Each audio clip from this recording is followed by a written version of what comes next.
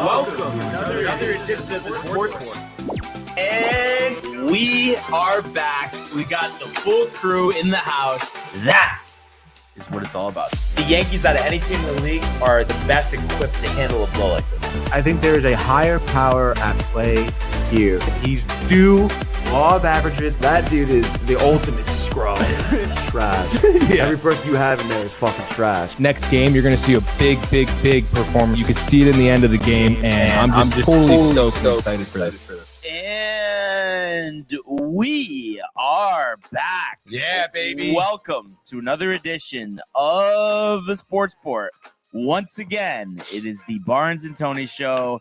Anthony, how are you, my friends? Oh, dude, I'm doing great today. Honestly, Brian, after last night's gaming corner, I'm like itching to play some more of the show. Like I want to do another full 9, dude. Well, the nice part about that is within the month, the new game will come out. So I know. We'll have to do one for that. And we might even have a chance before then to get back out there. Maybe a few double headers in our future, dude. So, yeah, if anybody didn't catch that, of course, on our YouTube page under the Gaming Corner, we played MLB The Show last night. So definitely check that out. Of course.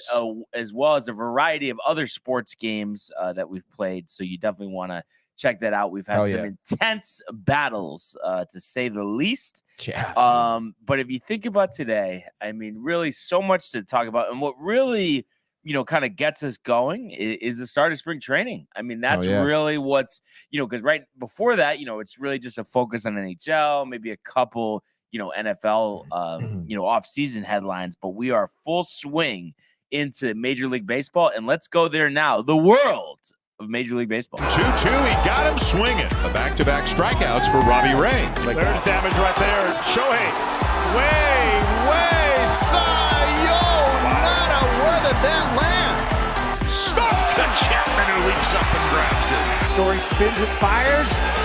Out at first. There it goes. See ya. Home run, Aaron Judge. All right. So today we are going to take a look at the AL Central. I did just want to take a quick peek, and I know the game was going on while we had the gaming corner last night, but we had the Yankees and the Mets played yesterday. Yankees winners 8-5 to improve to 3-1.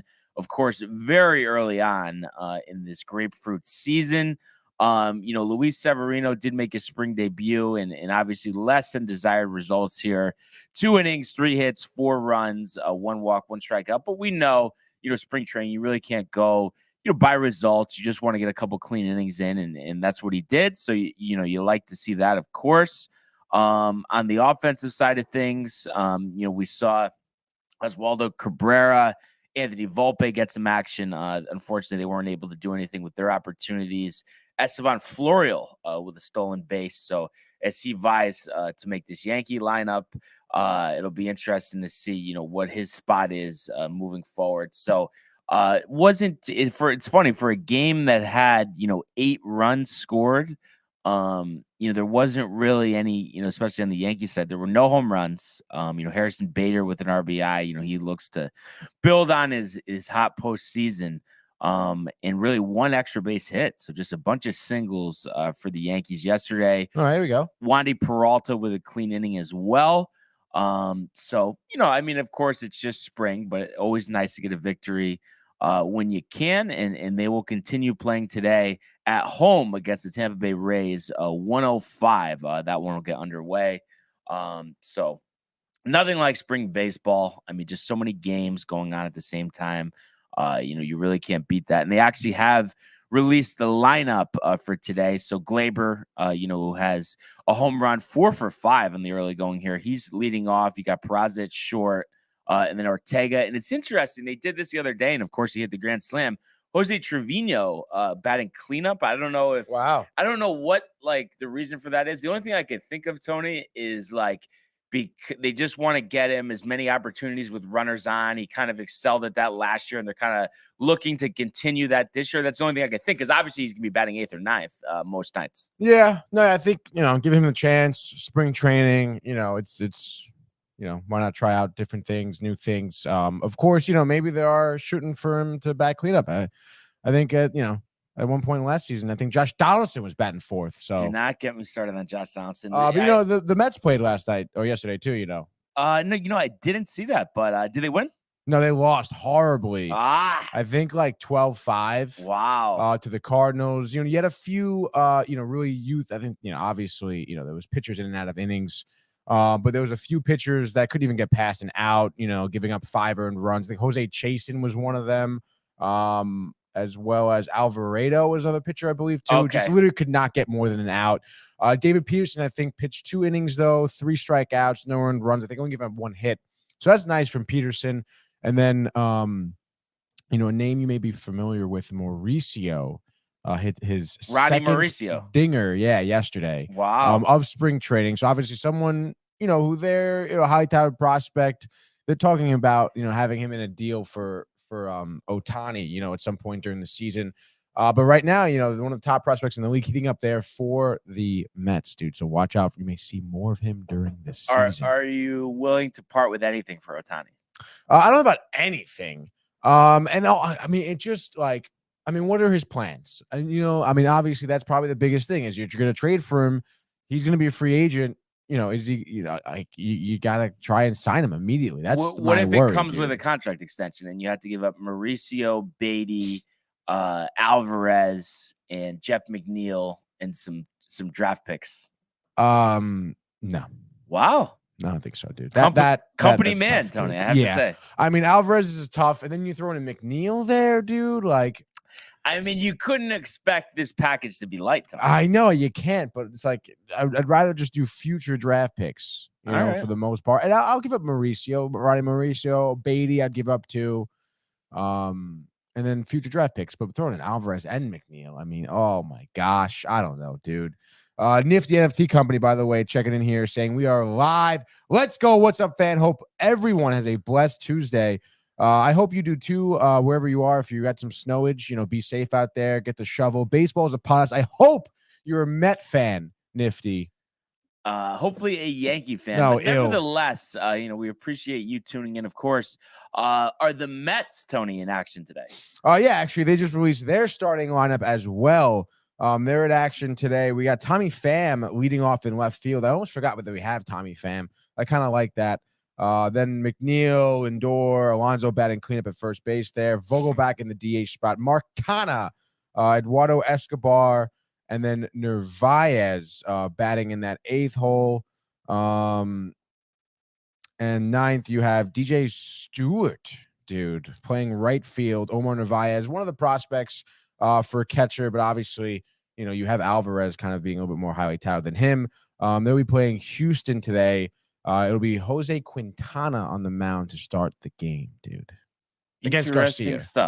Interesting stuff. Yeah, I'm excited, dude. I have to say, Tony, I completely forgot that the Mets Quintana were was on the Mets. Yeah, dude. You better watch out, dude. Rotations look good, dude. Is he the 5th starter? As of right now, yeah, I guess so, right? And then my only other question before we get into the American League Central. Oh boy. Escobar, is he on the team opening day? Eduardo? Yeah. Yeah. I just wasn't sure, if there's an injury or something like one we saw to Gavin Lux, maybe a team scrambling. The only thing that, obviously you never want anyone to get injured, but right. IKF could be heading to Los Angeles. Really? I mean, natural fit, Good. Get rid of him. See you later. Oh, it would be the best day. Because actually I was listening to Rick and Dave this morning. You know how they do Sayonara. What is it? Cuddle, Marry, Trash. And Dave, had Mary IKF just because that's how the Yankees are conservative and all that stuff. But luckily Rick had Peraza. And there's been some thought too. I saw something where, they could see Peraza winning the job, but then Volpe starting at third base in AAA. This would get him seasoned. And then imagine having that type of infield there with him and Peraza on the left side. I mean, that would be really something special. That'd be nice. Definitely something to keep an eye out for. But like we said, dude, Nifty. Are they actually Astros fans?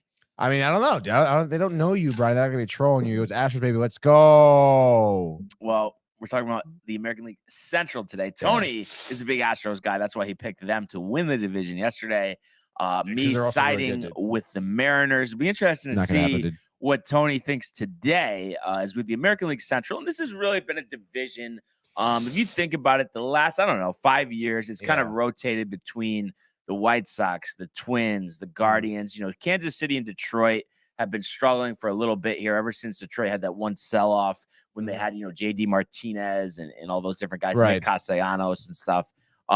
So interesting to see. I mean, obviously Cleveland coming out of nowhere last year. White Sox heavily favored the last couple of years, haven't been able to do anything with it. And obviously health-wise, you know, we wish him well, but I think it was a good thing for La Russa to finally you know, step out there. It just didn't seem like all those guys were clicking. So obviously we know there's a lot of talent there. You know, the Twins, of course, must feel real fortunate, you know, to have Correa back. You know, that was something that they weren't expecting. So that kind of really gives them a jolt, and you really feel like a chance. And of course, the thing with Correa is, you know, we've seen the last couple of years, you know, will he stay healthy? You know, because if you think about if he's healthy, if Buxton's healthy, you know, Jorge Polanco maybe back, you know, bounces back a little bit. You think that would be enough offense? One thing that I just don't understand, you already have a guy like Max Kepler, and I know, you know, they've been trying to trade him, and there was some talk maybe the Yankees at one point would be interesting in. But to bring in Joey Gallo, Tony, I mean, Kepler's the same. I mean, what is that one of the worst moves you've ever seen? Yeah, dude. I mean, it's I mean, I just don't get it. Like, why Joey Gallo? I mean, we've seen what he would, even when he went to the Dodgers for a little bit, and he had his uptick in play. He was getting a few homers, but it was like quick. And then other than that, nothing, dude. So it's brutal. like, what are you thinking? So I don't know, you know, what the thought process was there. What did you think too? And I know, you know, with these teams that maybe don't have the huge budgets, a lot of them seem to be focusing on pitching. You know, you figure you can dominate your opponent, let some young guys get some experience on offense, score enough runs. Who knows what could happen? Right. The trade of Araz for Lopez. Do you think that was a good one for Minnesota? I think yes, honestly. Just because, you know, I don't know. I think Lopez is going to do well, you know. I think he can really jive well with the Twins, but I don't know. I feel like Araz consistency. I don't know. I really couldn't see him maybe consistently performing for Minnesota, and then change of scenery. I just think it was a win-win, honestly, for both teams there. You know? Yeah. So I mean, yeah, like you know, you never can have enough pitching. Joe Ryan did well as a starter for them. So you look at the rotation, you got Sonny Gray, Joe Ryan, Pablo Lopez, Tyler Mahle, and then Kenta Maeda. So not too bad. Obviously, Sonny Gray, you know, is a guy we've seen over his career. And last year was, you know, he pitched well, and obviously it wasn't a full season. And it seems like he's had mostly success when, you know, pitching away from the Yankees. If you look at his career here, but if he's going to stay healthy, I mean, 3.08 ERA last year, you know, only 119 innings, so they'll be looking for more out of him there. So I think, you know, pitching is strong. I think offense definitely is a question mark. And I think the biggest thing, what to expect out of Byron Buxton. I mean, he just hasn't been a guy that you could count on to stay healthy. But when he is healthy, boy, is he one of the most dynamic players in all of Major League Baseball. Yeah, I mean, it's pretty ridiculous. I mean, you know, you look at him, he's just kind of one of those, I guess you can say just like a five-tool player. You know, he can hit, he can throw, he can catch, he can run. We've seen him stealing bags. The in the park home runs he gets, I feel like he gets like 2 every season, it seems. It's ridiculous. And he's just got quick hands at the plate. He's got a great swing. I mean, center fielder, he covers so much ground. He makes, like you said, impressive catches when he's healthy. But I feel like what did he break his hand last year? I believe it was a hand injury. He was out for a while, and even the prior season too. It just seems like maybe he's too quick for his own good. But I mean, again, if he stays healthy, I feel like he can be super dominant. He can really help his team kind of, you know, stay on the top of the AL Central here. And it's pretty interesting because I feel like a lot of these teams, specifically even last season too, have struggled with injuries across the board and health. And it's a shame because I think all these teams have some talent, but I think that's what makes this division such a big toss up too. Who can stay healthy? Because when you're staying healthy, all these teams have great talent, but it's just a huge if for every team, I feel. And speaking of if, I think the White Sox have been the epitome of that. You know, a 500 team the last couple of years. We know about all the talent. And then this offseason, they did lose, Jose Abreu, who had been, one of the team leaders the last few years. Probably most consistent in terms of playing time. Oh, too. yeah, absolutely. And then as well as Johnny Cueto. And then they did bring in Mike Clevenger, former Yankee outfielder, Andrew Benintendi. Yeah, to baby. Me, that contract seemed a little rich, but obviously, 75 mil? Solid player, but you don't feel, 75. Doesn't seem like an all-star player to me. Yeah. And I had kind of higher expectations, when he came up with the Red Sox. I Right. really thought he could be pretty good. They also just signed Elvis Andrus as well. I kind of think he's a little down the hill, but I think the thing with the White Sox is it's not so much the guys that they brought in, it's the guys that they already have and how they're going to perform this season. You look on offense, obviously, you're led by Tim Anderson. He struggled with some injuries last year, but one of the better shortstops in the game. Yoan Moncada has been a guy, and a lot of these White Sox guys are like this, where a highly touted prospect has not delivered in the way that you would have thought. And you think back to the bidding wars, between the Yankees and the Red Sox for his services as an international free agent way back when, booking the whole resort to try to sign him. I mean, he was highly sought after. So it'll be interesting to see, does he bounce back? Luis Robert, that's another guy, the talent is there. Same thing with Eloy Jimenez. Those guys have struggled with injuries in the past. Right. You look at a guy like Grandal, he's had some great years, some not so great years. So a lot of question marks on offense. Does Andrew Vaughn effectively replace Jose Abreu, if there is such a thing? Yeah. That's obviously a big loss for them. As far as the starting rotation, I mean, you would think that's the strength of the team. Dylan Cease had a great year last year. Lance Lynn has been solid. One of those pitchers, of course, great away from the Yankees. Put him in the Yankees. Right. ERA's 5. Lucas Giolito, great season a couple years ago, kind of back and forth last year.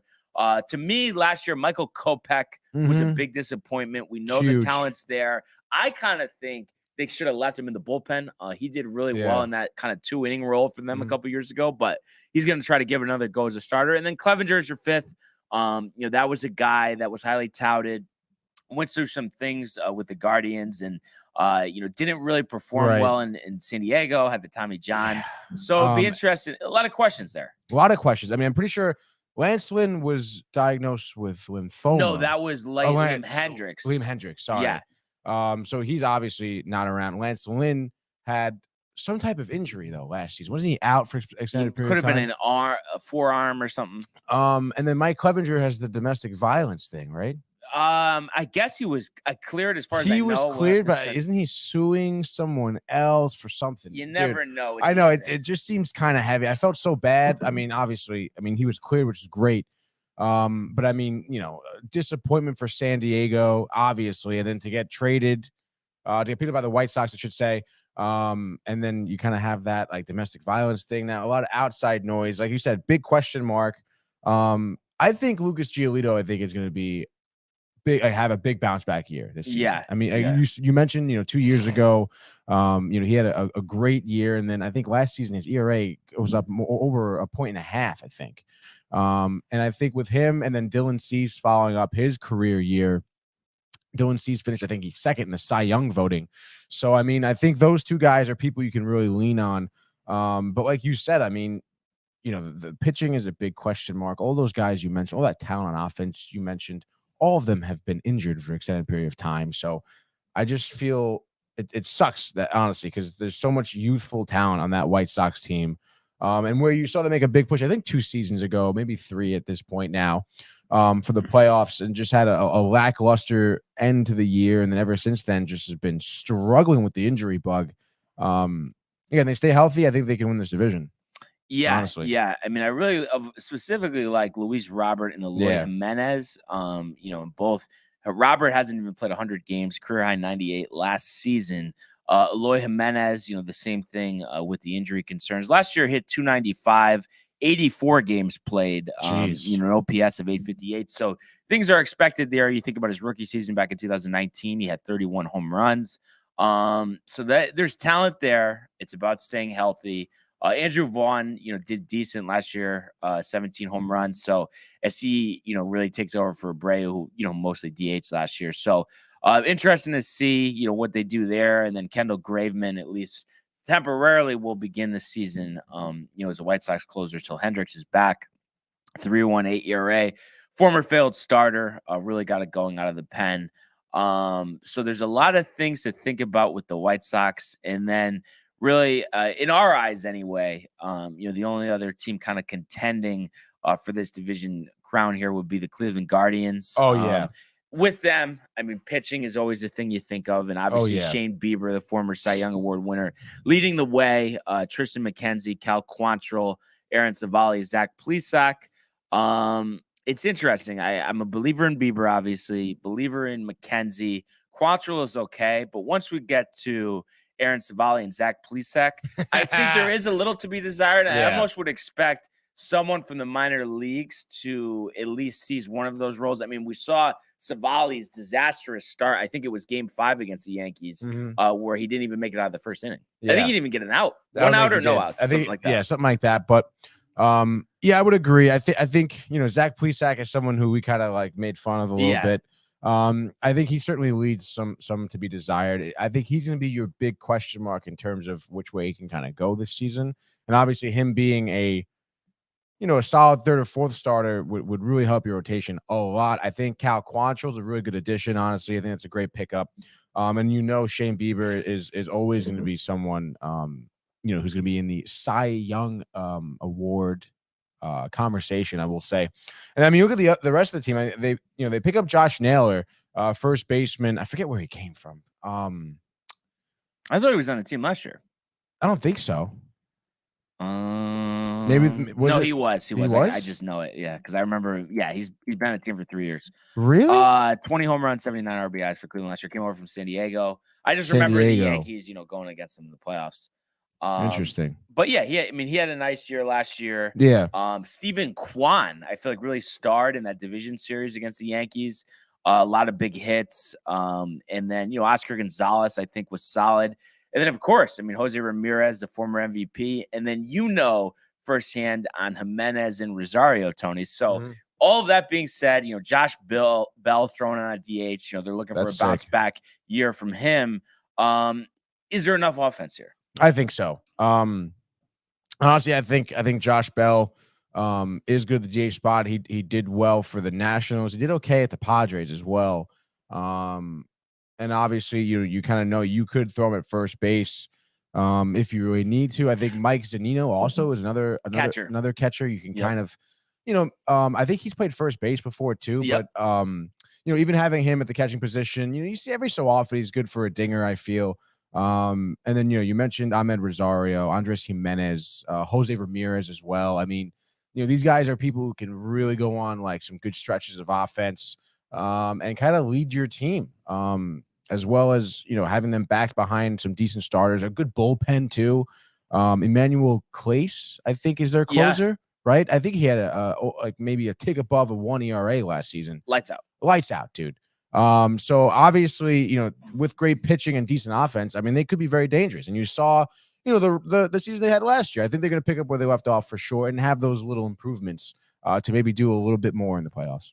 Before we, just recap last year's standings and get to your picks, offensively, other than Jose Ramirez, most talented hitter is Ahmed Rosario. Yeah, and do you think he can? He didn't make the All-Star team, did he? No, I don't think so. Do you think he can be an All-Star shortstop? Yeah, I think so. So that's kind of borderline, though, is kind of where you see him as a borderline All-Star guy. Mm-hmm. So him and Jimenez, that's worked out pretty well. You lose a franchise player in Francisco Lindor, and you get those two guys. I think that's been great. And then Karen Check as a setup guy is pretty good as well. Former Yankee farmhand Trevor Stefan did well last year, but we were talking about the standings. So last year, Guardians 92-70. White Sox were second, 81-81. Minnesota right behind them at 78-84. Detroit 66-96, and one game behind them was Kansas City at 65-97. And obviously, we didn't speak much on those teams just because really, didn't do much, in the offseason. And it's just funny too. Detroit with former Met great Javi Baez. Tony, it's just gonna be interesting. Does he stick with Detroit? Because I just don't think anybody's gonna trade for that contract. No. Yeah, no way, dude. And then, they also have, Austin Meadows, who, struggled last year, Jonathan Scope. And then, Eduardo Rodriguez is their one starter. So really just seems like those two teams, are kind of set in the same position. Zach Greinke returning for another season baby. with Kansas City. You're a big Greinke guy. You're I do enjoy Hall of Greinke. Fame for Greinke. We Why broke not, down the dude? numbers the other day. But that being said, Tony, let's hear your order of finish starting at the top. 2023 American League Central Division. Okay, starting from the top here, I got Cleveland winning this division. I just think with their dominant bullpen, with obviously with Shane Bieber, I'm expecting Cal Quantrill to be a good starter for them as well. And we just went over some of their potential all-stars on their roster. I just feel like there's no reason why this team can't win the division again and make a bigger splash in the playoffs. So give me Cleveland at number 1. And then here, I guess, give me the White Sox at number 2. I do anticipate, like I said, Giolito having a bounce back season, Dylan Cease following up, that great season he had. So I think the starting to do pretty well for them there. Benintendi, I think, will surprise most with maybe some consistent offense this year. A lot of naysayers about the money. I think for Chicago, I think he'll have a good time there. With the the youthful, speedy lineup that they have. I think he'll drive real well with it and drive and strive there. And I do expect, of course, some of these guys to stay healthy as well. So, I do anticipate some injuries just because of the history, but maybe some of these guys can play more than half a season. And if they do, I mean, there's no doubt they're going to be electric. Third place, I guess, give me Minnesota at that point. You mentioned having Correa back. I'd be interested to see how much he can play and how well he can move out on the field. But I just feel like they have decent offense, decent pitching. I think it'll be tight with them for second place with the White Sox. It just depends on who's injured and who's not, I think, for both teams. So yeah, put me them at third, and then I guess give me Kansas City there at fourth. Brady Singer, a great pitcher they have to kind of build upon there. You mentioned they have Greinke, solid veteran pitcher. I think that Singer can kind of work off of. Jordan Lyles, Ryan Yarborough. I mean, those pitchers really aren't anything to write home about.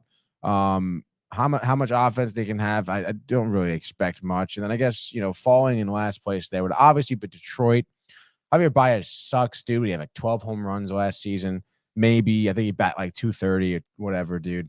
They brought in Michael Lorenzen, Matt Boyd for some depth in their rotation. You mentioned Rodriguez. I think he'll be solid as their ace. But in terms of, their bullpen, who the hell do they even have in their bullpen? The rest of their starters, Casey Mays, I think, has been a big disappointment. He was out on Tommy John surgery. Tyreek Skubal, Tyreek, I believe is his name. Tommy John also. Spencer Turnbull coming out of surgery as well. So their rotation injured. Big question marks coming out of surgery. So I think Detroit, no surprise there. They'll kind of land in last place. But yeah, give me Cleveland. I don't think I gave them an amount of wins. I would say, I think they can win like 91 games, I think. What did they win last season, 92. Okay. Give me 91. Only playoff team from the division? Yeah. Yeah, I do agree that it's a one team playoffs, for the division here. And I'm going to actually go with the White Sox. Wow. I just think, this is finally the year where everything clicks, everybody stays healthy. And I think, getting a new manager in there can't be understated, really. Pedro Grifol, the former bench coach for Kansas City when they won the World Series back in the day, takes over. So I think, it'll be a kind of a more tightly knit clubhouse, everyone kind of on the same page. And I'm expecting big years out of the White Sox. I guess you could say big three on offense when we're talking about Tim Anderson, Luis Robert, and Eloy Jimenez. Not to mention a dominant starting rotation. I think Dylan Cease might possibly win the Cy Young Award this season. We'll have to see. But I think the offense is clicking. Pitching does well. I'm going to put the White Sox at actually 94 wins. So finally reaching that potential that we all had out for them. And when I think about the second place team in this division, I got to go with the Guardians. And I think it's one of those things where last year, they played over their heads. Every single thing went right. Now we have this year. There's some expectations. Those guys are in the playoffs. And I think, a combination of injuries and guys, really pressing to exceed expectations will do them in slightly. So I have them finishing with 83 wins. So just out of the playoffs here, finishing in second. Third place, I'm going to go the Twins right behind them at 81 wins. I just think there's not enough offense there. Wouldn't be surprised if Buxton, unfortunately, got hurt again. I mean, he's so exciting when he's on the field. And then I'll just give the Tigers the slight edge over the Royals to finish out this division. But those teams, I want to say, are each 60-win teams. So once again, a terrible gutted bottom of the division here.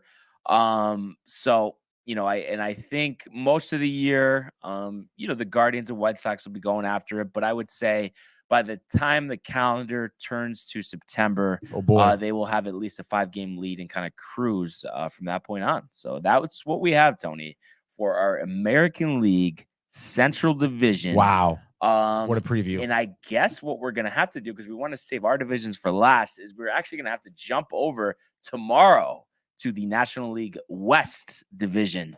So obviously that's always a fun one. You think about the Padres, the Dodgers, can the Giants rebound? Diamondbacks and Rockies, do they have a prayer? I mean, probably not, but we'll talk about it anyway tomorrow. But before we switch here, Tony, I have to say, I mean, is there anything better than the MLB divisional previews? Honestly, no, dude. I absolutely love it. I mean, I learn a lot. For sure, dude. Just in breaking down these teams and talking about these players. And I honestly, I really do enjoy it too, because these are not our, divisions which our teams are in. So right. it's nice to go around the league, dude. Yeah, to get some exposure to it other than our pick segment. Really, that's the only time that anything comes up. Obviously, if there's a big story, we're all over it. But of course, there's just so much focus on the Yankees and the Mets. But for now, let's go to the world of the National Hockey League. Here's Matthews. Scores! Patrick goal! My goodness, this is a great shot. Big hit on the far side by Bakar. He flattens Jordan Stahl. Oh, my goodness. Gets the gun right back. Terrifying and robbed by Shesterkin. That's brilliant from Igor Shesterkin. It's a breakaway to win it in overtime. McDavid scores! The winner in overtime! All right, Tony. So we had 5 games on the slate yesterday. Boy. National Hockey League. I would say, I mean, you had 2 games that were 1-goal games. I guess those would be the most exciting. But obviously, marquee matchup of the night was between the Bruins and the Oilers. And this was in Rogers Place, Edmonton, Alberta, Canada, Tony, as we saw the Bruins fall behind early 1-0, but rally to win 3-2. Despite 2 goals from the future Ranger captain, Connor McDavid, joining the 50-goal mark this season. This season, first of his career as well. First of his career. And, I mean, just think about how much hockey we have left to play. It's conceivable he could have over 70 goals this year, which is just unreal. So crazy. And still be a loser. And but with this win, Boston 46-8. I mean, I have never, seen dominance to this level. And the thing with them is it's every night someone else is different is scoring. And I know the huge year that Pasternak has had, so a lot of the focus is on him. But last night, you get Nosek with his 4th, Foligno with his 10th, and Zacha with his 14th. Pasternak in on the assist there. But they could just beat you so many ways. Swayman, 22 of 24 in net. All good. You need, Tony. And it's just kind of one of those things that kind of gives you a look into the Oilers in the postseason against quality opponents. Are they going to have a tough time? I mean, I think that's a question to be answered. Of course, for them, you love to see McDavid have that type of game, but you just need a little more. You got a decent performance out of Skinner. But it just wasn't enough. I mean, do you feel like, going against the top team in the league here, a close game, you had the lead to begin with. Does it give you any insight, into the Oilers for the rest of the way? in terms of what they're going to do heading into the postseason. Yeah, I mean, yeah, I guess so. It tells you they're not going to do much. I mean, again, you had, like you said, a solid performance out of Skinner. McDavid had 5 shots on goal. Draisaitl was really nowhere to be found. I know he had the assist, I think, on McDavid's goal. But other than that, he had 1 shot on net. And I mean, you look at the Bruins. Like you said, none of their usual suspects are scoring here. Pasternak, Bergeron, Coyle, Marchand. Marchand. I mean, none of them scored. Charlie McAvoy didn't really do much either. You had 2 assists from Dmitry Orlov. And then you mentioned, the goals, Foligno, Nosek. I mean, all these, Pavel Zacha. I mean, all these guys, like you mentioned, I mean, low goal tallies this season so far. I mean, you catch these teams in a 7-game series, you would expect, Edmonton to steal a game like this where the Bruins stars aren't really, performing like they normally do. But instead, you get a 3-2 win by Boston. I mean, I'm going to say if they're in a 7-game series here, they're going to get swept, Yeah. And I mean, before they get to face Boston, they have to beat some teams in the West. One team you would think that they would have to contend with would be the Dallas Stars. But they lost last night in overtime. Kuzmenko with the game winner for the Canucks. So 5-4 victory there in Dallas for them. Former Ranger Anthony Beauvillier. Islanders. Islanders. I don't know why I said that, but 2 goals, 1 assist. So a huge win there for the Canucks. Disappointing for Dallas, coming in the top team in the West here. And I don't know. It just, to me, and I know I kind of, get a little carried away with it, but it just kind of reifies the point that I just feel like Dallas is vulnerable and is not the best team in the West, and they do have some flaws. Do you agree? Yeah, I think so. I mean, I think, some of their flaws, I suppose you could say, does happen on defense. I just also think that, sometimes Dallas can't find the back of the net. I mean, they had 38 shots on goal. Again, you got to figure out a way. I mean, it's the Canucks. It's a team that kind of, literally traded away their guy in Bo Horvat, kind of, almost, I guess, like waving the white flag on this season sort of deal and trying to retool. You're Thatcher Demko in net for them, who really hasn't had a great season. 4-10-2, 3.9 goals against an average, and 884 save percentage. For the 27-year-old, not really great for him, but he's, he does save 34 shots there and 38 shots. I understand, Dallas scored 4 times. It's tough that, Vancouver was able to score. I mean, I don't know. It's just kind of weird because I feel like you're looking at Odinger's season so far. I think maybe just off night for him. 16 saves on those shots. I mean, someone who is 3rd in the league in goals against, 2.30, right? So he let up 5 goals last night. That's really obviously not his usual, I guess, plate he's serving there. So I think maybe just off night for him. It seems that happens a lot with these elite goaltenders nowadays. And it begs the question, is really the best team in the West residing in Colorado? Yesterday, a 3-0 victory over the Golden Knights. Mikko Rantanen, a guy no one's talking about, 40 goals, Tony, 39 and 40 yesterday. It's crazy. And you also add the 28th for McKinnon. Another shutout for Georgiev. His first full season as a starter here. Colorado, catching fire at the right time. Winners of 7 of 8. Now only 2 points behind Dallas here. So you never know, in terms of, everyone kind of, there's a little write-off period. And I know the injuries to Makar don't help.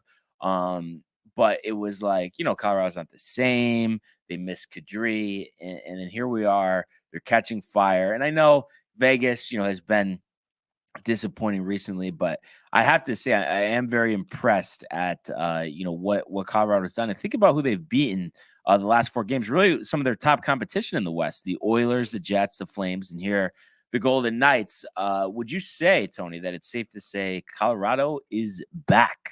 Yeah, honestly, and I think Colorado, overnight kind of took a lot of people by surprise, specifically me, honestly, hearing that they're, 2 points back of Dallas now. This was a team that was probably like 7th in the conference. And out of the playoffs, even a little further back. Yeah. So, I mean, obviously, huge nod to them for now being, I think, 4th in the conference now.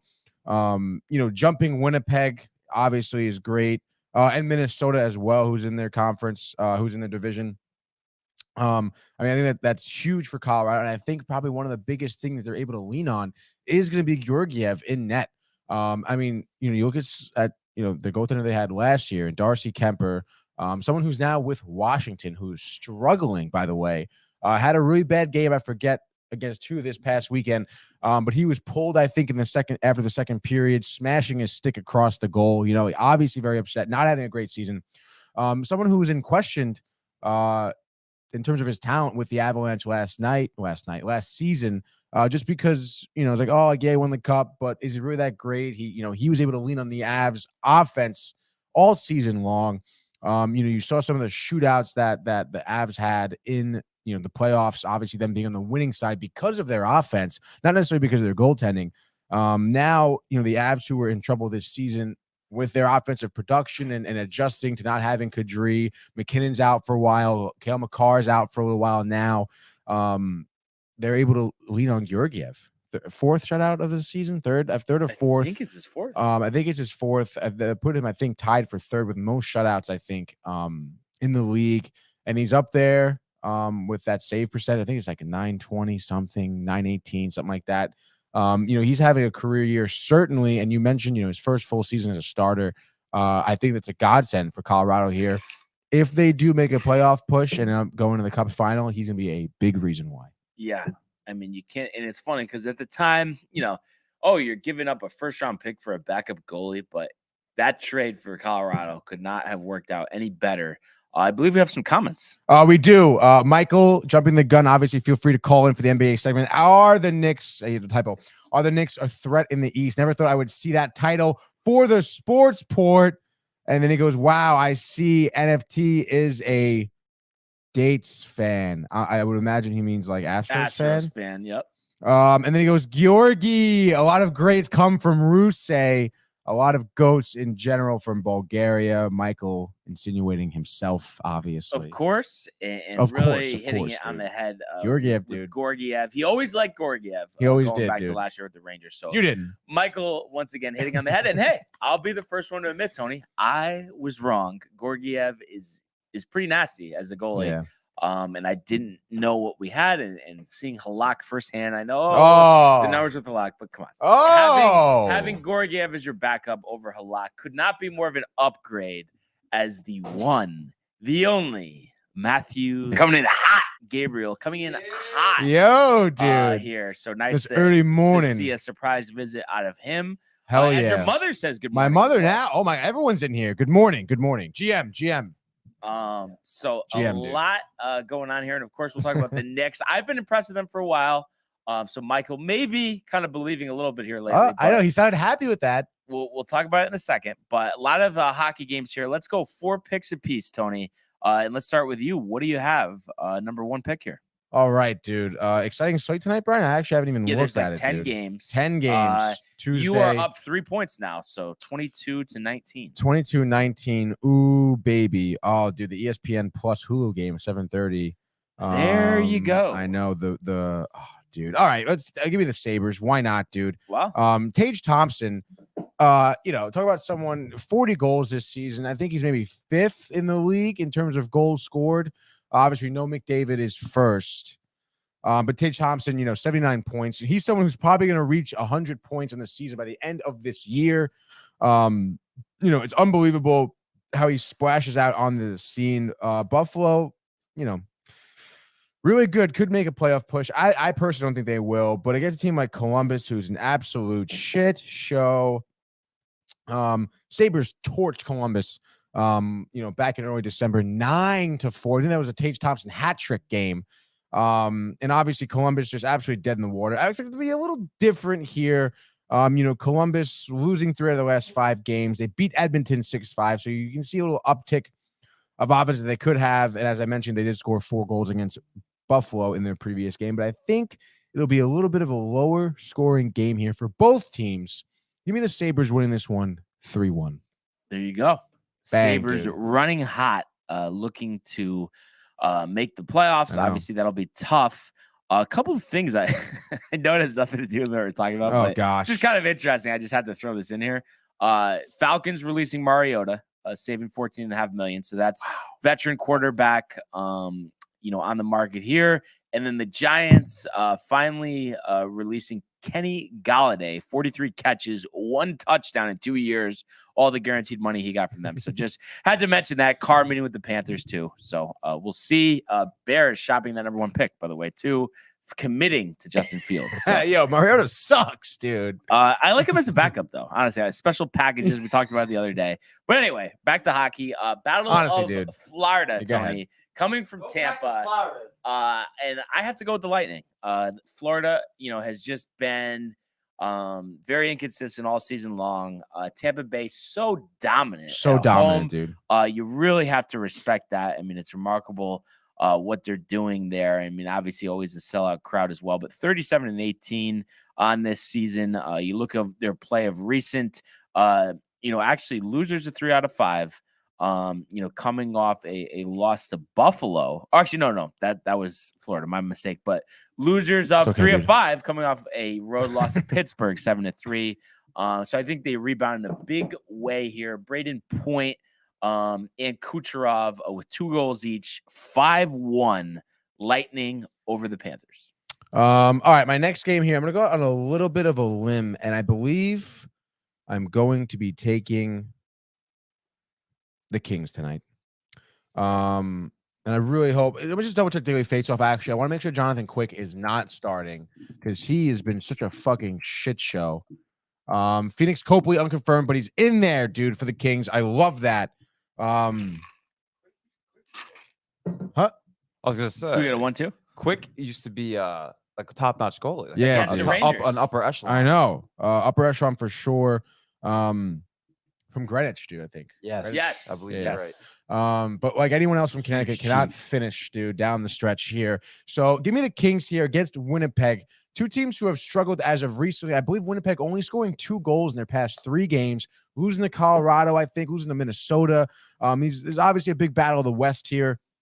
These 2 teams have only faced each other one other time this season, where Winnipeg won 6-4, but Quick was in net. Only 13 saves and 18 shots he had that game.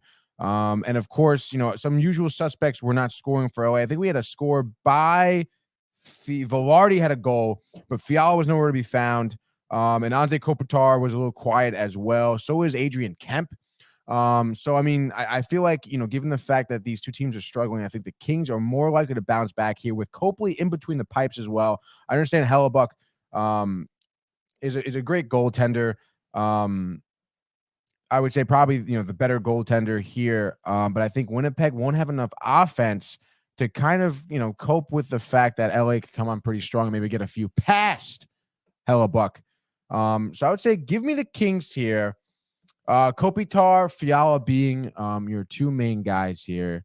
I would say LA wins this one. I'm going to say 3-1, empty netter at the end there. And any thoughts on your mother coming in hot with the comment? About you? Did Barnes say he was wrong? ? Wow. Is that a little aggressive, Tony? I don't know, but Is that a bite? Yeah, is that a bite? I'm coming for blood, Michael. I just think maybe she doesn't hear it as often as she would like. Okay, because I think she wanted to hear it about the Mets in the wild card series last year, but she didn't get it. Yeah, for but now obvious she's getting it, reasons. dude. Okay, dude. But anyway, Do I see this nifty NFT chap as an Astros guy? I do see that, we're dude. a little confused about that. We're also past my baseball. Onto the hockey, dude. The I Kings tonight, apologize. dog. Kings tight tonight. dog. And A tight I'm dog, gonna go with the Bruins. Wow. Back-to-back here in Calgary. Winners is 7 in a row. Never know, a road dude. game, a back-to-back. Who's starting, by the way? I mean, it doesn't matter, but I'm just curious. Is Omar still injured? I think it's down. You think so? Now it's down, dude. Sorokin, Binnington, Vejmelka, Omar. Markstrom, Okay, Linus Olmark, dude. By the way, first goaltender in Boston history to have a goalie goal a few days ago. Yeah, I saw that. Yeah, pretty intense, dude. But I mean, how do you not like Boston? Coming for Brodeur, Michael. All the great stuff that they've done this year. I mean, it really is remarkable. So Calgary, I mean, 27 and 21. So not a terrible year, but inconsistencies show, and they showed in their last 2 losses against Colorado and Vegas, respectively. So, losers are 3 out of 4 here, but I think Boston controls the tempo early. Allmark on his game as always. I mean, 30 and 4 with a 186 goals against is unbelievable. Unbelievable. That has the Schmeith written all over it, Tony. Schmeith. But I'm going to say Pasternak Very good will get his 43rd and 44th goal. 3-1 Bruins over the Flames, riding their winning streak to 8 games, Tony. Wow, dude. Absolutely love that. How many games are we going here for today? 4. So we got 2 more as Renizzi 4 games, 2 more here. Coming in hot. Hot thanks, coffee. Oh, wow. I don't think any smoothie Wow, today, dude. Doesn't really matter. You got the donut in, dude. Post Road? Oh, that's nice, dude, right there. All right. Anyone in here? You're in Connecticut, Post Road. Donut in. Check it out. Tiffany's in Stratford. Anyway, dude, my next game here. Oh, man. The Coyotes are minus 178 at home. 9 o'clock game against the Blackhawks. Blackhawks on the back-to-back. A little bit of the heater, I think, have had the Arizona Coyotes number, dude. I know they played last night and lost to the Ducks. That was actually, I think, one of my picks. I think you picked. Did you pick Chicago yesterday? Yeah. Shit, dude. Give me Chicago tonight.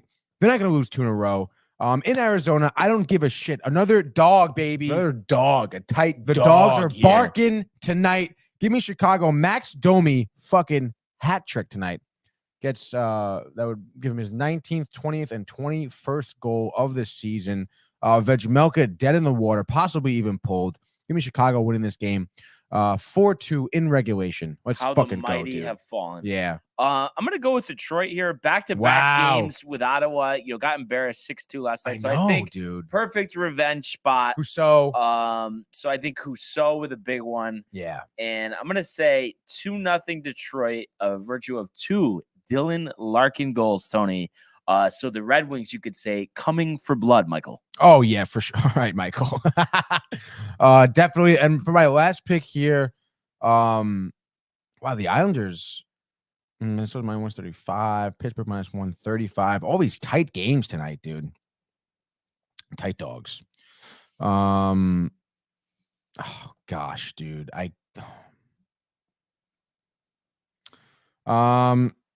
Yeah, I guess give me the Islanders tonight here in Minnesota. Another dog, a tight dog here. I'm taking all the freaking dogs today, dude.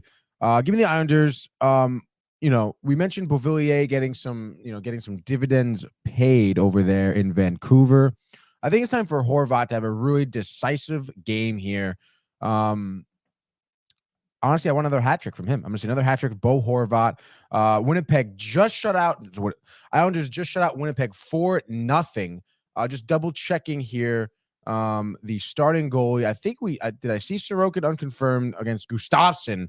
I just think that Islanders definitely better goaltender there. And I think Gustafsson, honestly, Gustafsson having a great year. Better than Fleury, honestly. But nonetheless, give me Sorokin here with the victory. Horvat hat trick. Islanders win 5-2.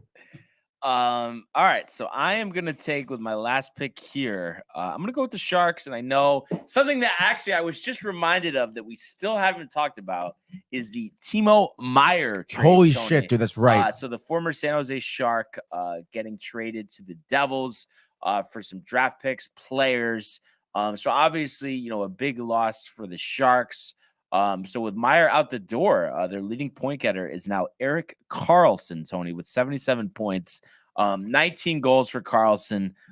So he looks to reach the 20-goal mark for the first time since 2014. So it's been quite some time for Mr. Karlsson.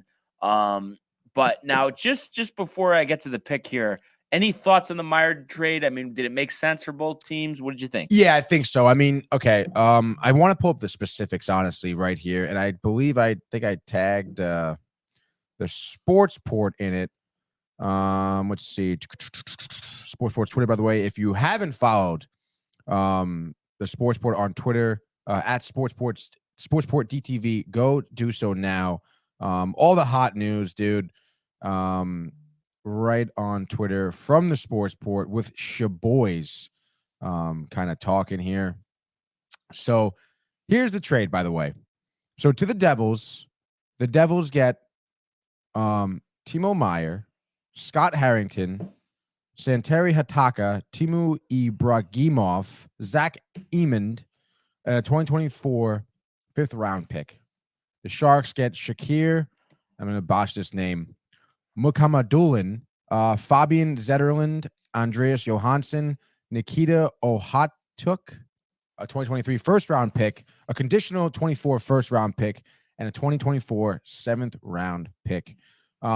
Obviously, other than Timo Meyer, all these guys are either draft picks or, highly touted minor league guys here. I haven't done a whole lot of research on these guys. I would imagine for the Sharks, though, I mean, what do we got? We got 4 prospects, 2 first-round picks, 7th-round pick.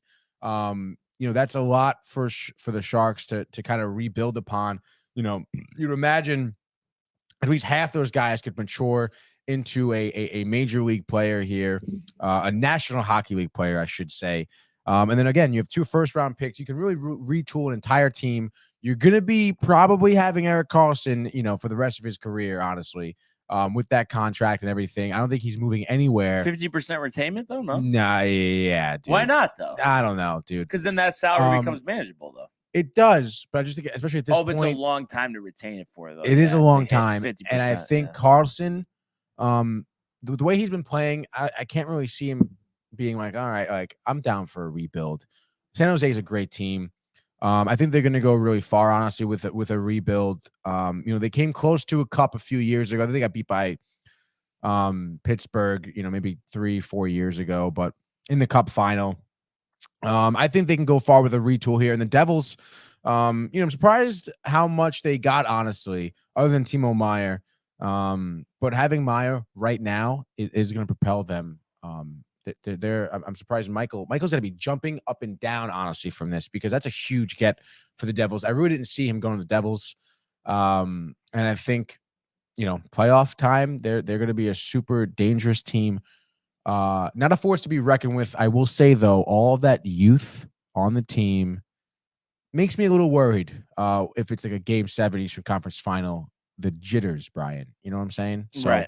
But the talent's there. That's an unbelievable get for the Devils. They're like I said, they're gonna be a tough team to beat. Yeah. I think that'll at least put them on par with the Rangers, especially once they get Patrick Kane. But yeah, give me the Sharks here at home against Montreal. Let's say 2-1 in overtime. Erik Karlsson is 20th for the game winner as San Jose picks up their 19th victory of the season up against 30 losses, 12 overtime losses as well. Wow. Lock them in, baby. Lock them in. So that's our pick 4 segment, Tony. I also did have a little bit of news, actually, a little update here for the Patrick Kane storyline. Right now, and this is courtesy of Vince Mercogliano, nice, beat reporter for the Rangers. I think he does USA Today. I've seen him on SNY too. But this is a nice little Rangers cap update. Rangers wake up with $2.744 million available in cap space, which means they could now take on Patrick Kane's $2.62 million with a little over $119,000 to spare, because Chris Drury has been probably up countless nights moving players around, sending guys down to Hartford, trying to free up some cap space for the Rangers. So right now they are available. They do have the cap space available to make a trade for Kane and to kind of bring Kane to New York. So I think that's pretty intense.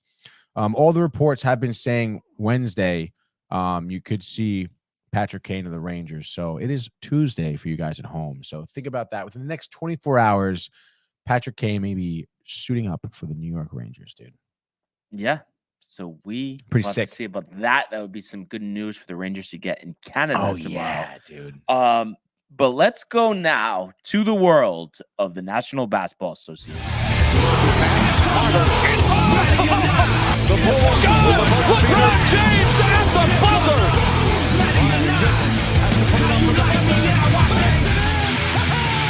He banks in the three, and the Lakers win the game. All right. And LeBron, I think we broke this on Gaming Corner. Gonna miss some extended time. Oh, yeah. Foot injury. Wow. So that, of course, coming at a terrible time for the Lakers as they're looking to claw their way into the playoffs. A team right now that is squarely in the playoff race here is the New York Knicks. A huge victory last night over the Boston Celtics, 109-94. So the Knicks have been red hot, now sitting at 36-27. You look at, who led the way here. Julius Randle with another strong performance here. 23 points, 7 rebounds, 4 assists, also hitting 3 3-pointers. You had Jalen Brunson, 17 points, 4 rebounds, 3 assists, plus 21. So obviously his impact being felt. We saw Emmanuel Quickly, 23 points off the bench for the Knicks. So a variety of players, contributing. Obi Toppin, 9 points in 12 minutes. RJ Barrett, another ho-hum performance, 10 points, 4 of 14 from the floor. But nevertheless, an impressive victory over the Boston Celtics, a game which they led by 12 after the first quarter. They outscored the Celtics by 3 in the second, outscored by 1 by the Celtics in the third, and then outscoring Boston by 2 in the fourth for a 109-94 victory. The Celtics going into this one without Jaylen Brown, Jason Tatum, not one of his better performances. 14 points, 6 of 18 from the floor, and leading the way for the Celtics, Marcus Smart, a guy you're high on, 19 points.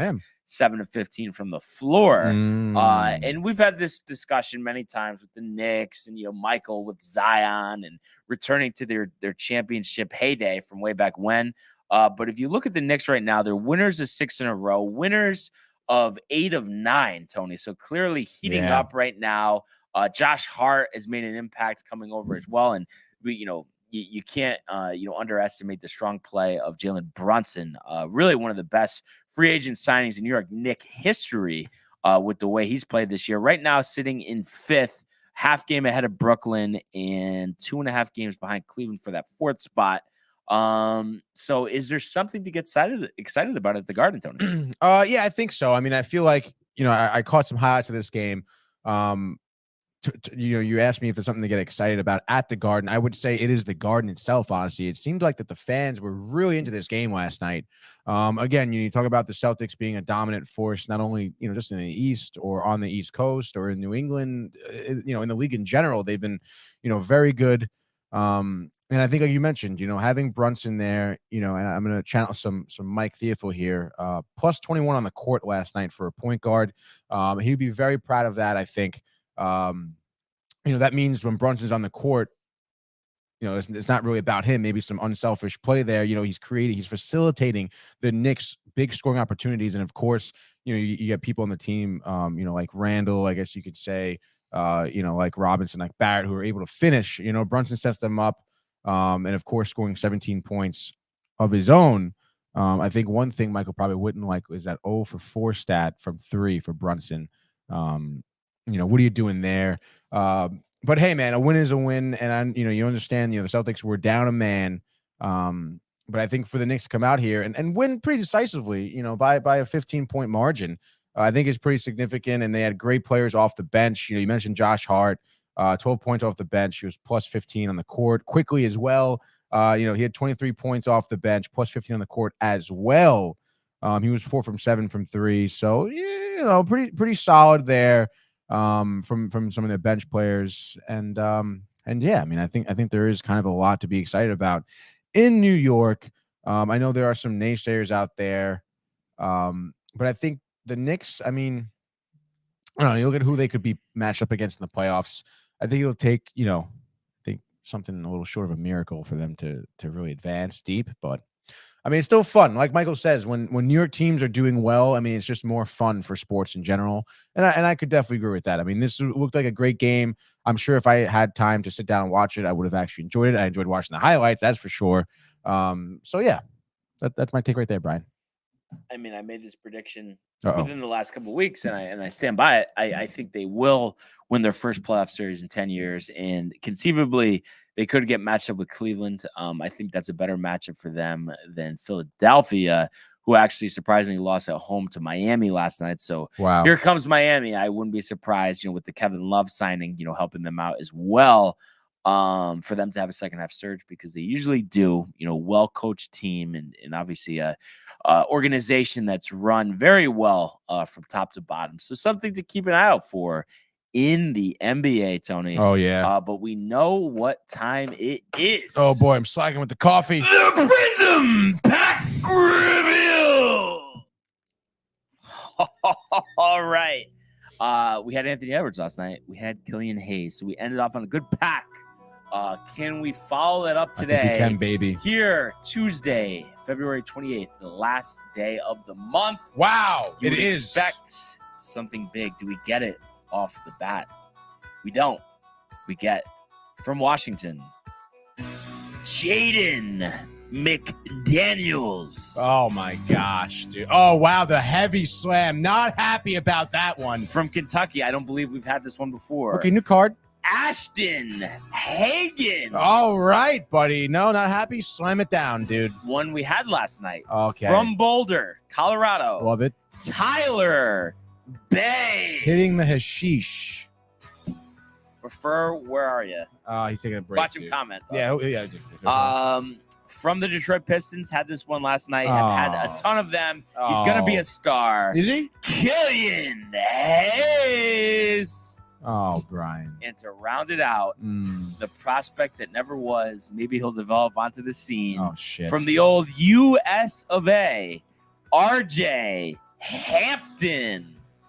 So, I mean, it's a Crusade card with McDaniels and Killian Hayes. I like, but just lacking that star power. Not enough, Brian. Slightly, Tony. Very, very slightly. Yeah. Sorry, buddy. But also just want to mention, nothing really to speak of today specifically, but we are, coming towards the end of the regular season, especially in the power conferences in college basketball. And actually, I believe this tournament, I'm trying to see what, the Horizon League and the Patriot League have already started their conference tournaments, and obviously the mid-majors beginning those, before the power conferences do.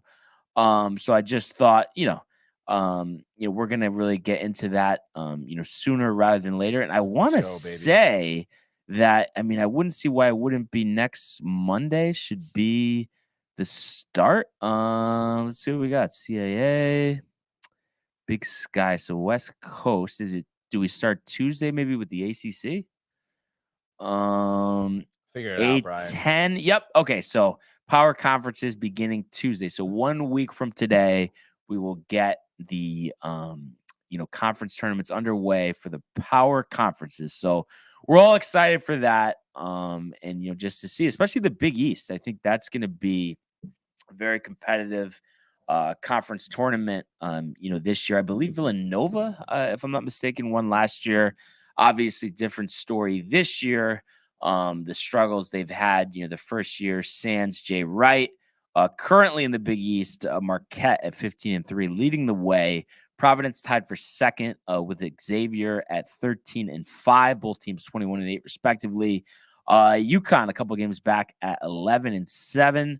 22-7 overall. So right now, if the conference tournament were to begin, Providence would get the 3 seed and UConn would get the 5 seed. So definitely going to be interesting stuff as we get into the Big East tournament at Madison Square Garden. Wow. You can't beat that, Tony. So if you had to say off the top of your head who's winning the March Madness tournament is definitely not Providence, dude. Villanova? Wow. What a poor response, I had to say. Oh, why? Did you expect UConn? UConn's winning it, dude. No, dude. No? I was not expecting that, but at least, like, I don't know, just a team that is actually taken seriously this year. Somebody, I don't know, maybe in the top 25, Tony. You're giving me Villanova, who's under 500. That's okay. Dude. I just wanted a serious answer. Dreamers can dream. I don't know. I don't know, dude. Gonzaga. I mean, that would be nice. Right now, number 10. And it's crazy that Drew Timme, Tony, is still on the team. Drew Timme, he's been on Gonzaga. I want to say he's a senior. NBA, you think? I think marginal. Oh.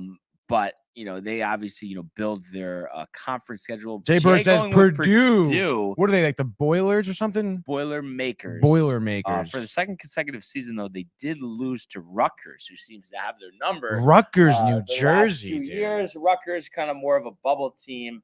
Right now, Purdue number 5. They spent some time at number 1 this year, but giving you guys the top 10.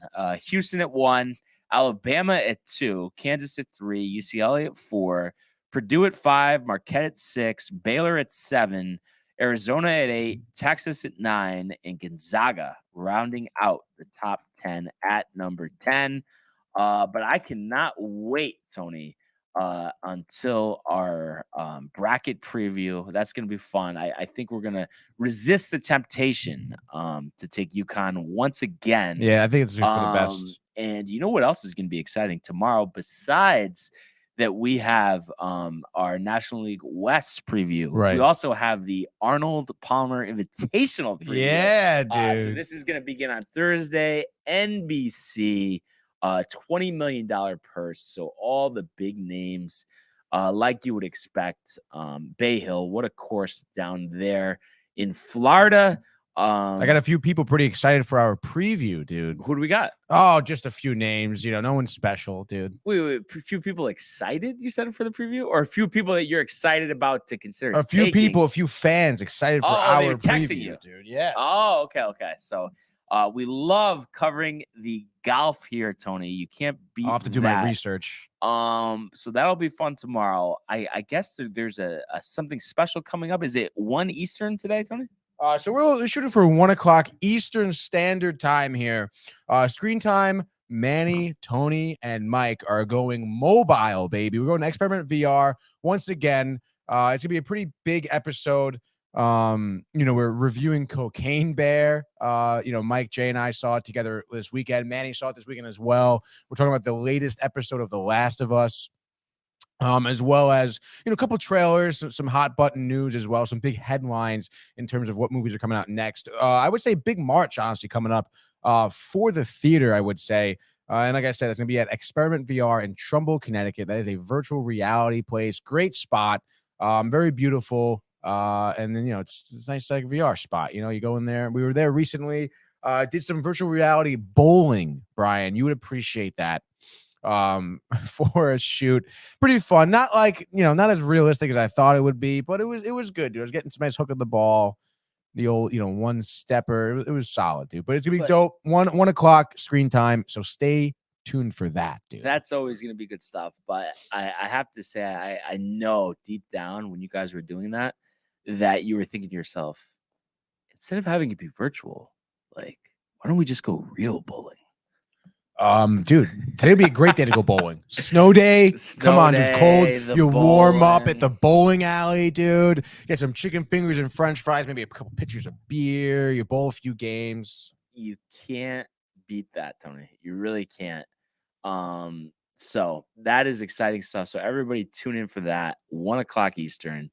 But once again, what a day. What a life. We really appreciate everybody tuning in and continuing to comment, like, and subscribe, checking out the archives on the YouTube page, Tony, Michael, Renee in costume, as well as the merch, the spring collection at downtimetv.com.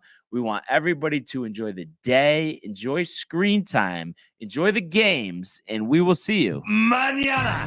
Hey guys, Tony here from Downtime TV checking in. I want to thank all our fans out there who's been liking, subscribing, sharing our content. You guys are the best. You guys are our bloodline. You make us love what we do. Thanks again.